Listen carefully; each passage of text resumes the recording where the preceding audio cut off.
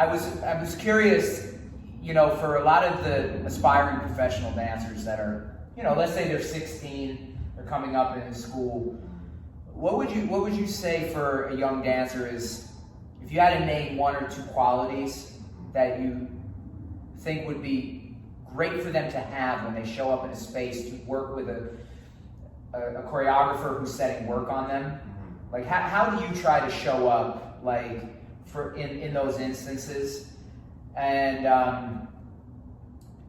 maybe perhaps it's just advice, like from your vantage point, with regards to that. I mean, first and foremost, the most important thing, obviously, having technical efficiency and performance quality is important. But I would say, bar none, the most important thing is kindness and care in a space. It truly, truly is. What I've experienced is 95% of the time, the dancer who gets hired is not the dancer who's the best, but is the best person.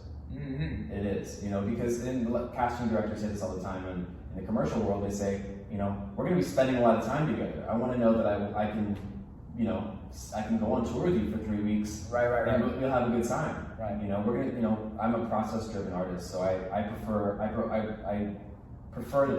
that process of building a work more than I even enjoy performing it. Because that's when the really good stuff happens. That's when the mistakes happen. That's when the sweat, the tears, the frustration, the pain. That's when all that happens all in one smoothie. So I would say definitely the care, and then I also would say being able to be you, to perform like you, to breathe like you, to speak like you, and not letting others of your age or just a little bit older, a little bit younger, push you too far in a direction that sends yourself out of your weight.